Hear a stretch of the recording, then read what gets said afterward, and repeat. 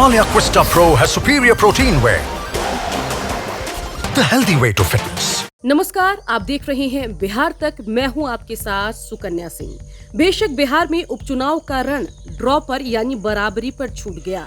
एक एक seat BJP और आरजेडी के खाते में गई, लेकिन अगर हम नतीजों का विश्लेषण करेंगे तो पाएंगे कि विधानसभा उपचुनाव में कहीं न कहीं बीजेपी को बड़ा नुकसान हुआ है। ऐसा हम इसलिए कह रहे हैं कि गोपालगंज सीट बीजेपी बड़ी करीबी मुकाबले में जीतने में किसी तरह सफल रही। बता दें कि जिस गोपालगंज सीट पर लंबे अरसे से मान लीजिए कि तकरीबन 2005 से ही बीजेपी जीतती आ रही है, उस सीट को जीतने में बीजेपी को नाको चने चबाने पड़ गए, क्योंकि यहाँ पर किसी राउंड में कभी आरजेडी तो कभी बीजेपी आगे चल रही थी और आखिर में बीजेपी को जीत भी मिला तो सिर्फ 1800 के आसपास वोट से।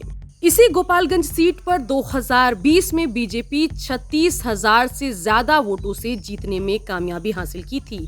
वहीं अगर हम 2015 के चुनाव की भी बात कर ले, तब भी बीजेपी ने तकरीबन 5,000 से ज्यादा मतों के अंतर से जीत दर्ज करने में कामयाबी हासिल की थी। मतलब साफ है कि 2015 और 20 की तुलना में 2022 का मुकाबला बीजेपी के लिए ज्यादा कठिन रहा और बीजेपी की लोकप्रियता गोपालगंज में कम हुई है, वो भी उस परिस्थिति में जब आरजेडी का वोट काटने के लिए साधु यादव बीएसपी की तरफ से अपनी पत्नी को इंदिरा देवी को टिकट देकर मैदान में उतारे हुए थे और एआईएमआईएम के उम्मीदवार भी 12,000 के आसपास मुस्लिम वोट काटने में कामयाब रहे। तो मतलब साफ है कि गोपालगंज में जीत कर भी हार गई बीजेपी। चलिए अब बात कर लेते हैं मोकामा की। अगर हम मोकामा सीट की बात करें तो यहाँ पर भी बीजेपी को भरोसा था कि जो कई सालों से नहीं हुआ शायद इस बार हो जाए।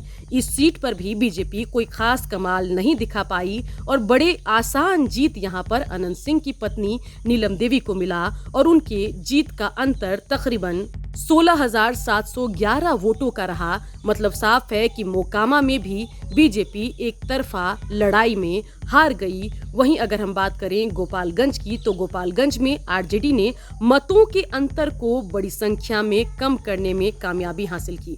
तो बेशक हम विश्लेषण में मान रहे हैं कि बीजेपी की यहाँ पर मनोवैज्ञानिक हार हुई है और बढ़त आरजेडी को मिली है ड्रॉ होने के बावजूद उपचुनाव का रण, लेकिन बीजेपी अपनी पीठ थपथपाने से पीछे नहीं हट रही है। देखिए संजय जायसवाल और सुशील मोदी क्या कुछ कह रहे हैं। मोकामा और गोपालगंज के मतदाताओं ने लालू नीतीश के 7 दलों के महागठबंधन को पूरी तरह से नकार दिया। मोकामा की जीत लालू नीतीश की जीत नहीं बल्कि अनंत सिंह की जीत है, छोटे सरकार की जीत है। पिछले 7 चुनाव में अनंत सिंह और उनका परिवार 6 बार चुनाव जीत चुका है। पार्टी चाहे आरजेडी हो, जनता दल हो या निर्दलीय हो, हर बार जीत अनंत सिंह की होती रही है, न कि किसी पार्टी की। इसलिए जनता दल हो, राजद यह अहंकार न रखे कि ये जीत उनके कारण हुई है। और बीजेपी पहली बार चुनाव लड़ रही थी और तब 62,000 वोट बीजेपी लाने में सफल हुई है। पिछले बार जब अनंत सिंह चुनाव लड़ रहे थे राजद से तो उन्होंने नीतीश कुमार के उम्मीदवार को 35,000 वोटों से हराया था और इस बार जीत का अंतर केवल 16,000 वोट ही रह गए हैं। गोपालगंज और मोकामा की जनता को बहुत बहुत धन्यवाद।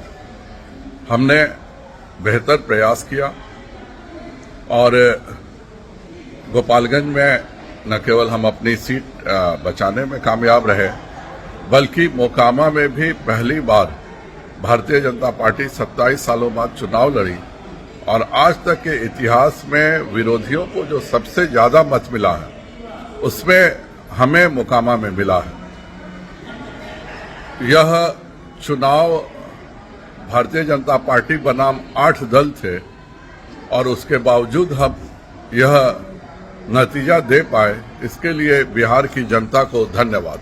तो बेशक सुशील मोदी और संजय जायसवाल उपचुनाव के परिणाम पर कैमरे के सामने अपनी पीठ थपथपा रहे हैं, लेकिन इन नतीजों के बाद बीजेपी को सोचना होगा, क्योंकि 2024 में जहां एक ओर लोकसभा की लड़ाई है, वहीं आगे चलकर बिहार विधानसभा की भी 2025 में लड़ाई है और इस लिहाज से मुकाबला और भी बीजेपी के लिए कठिन हो जाता है, क्योंकि आगामी मुकाबले में बीजेपी को नीतीश का साथ भी नहीं मिलने वाला है।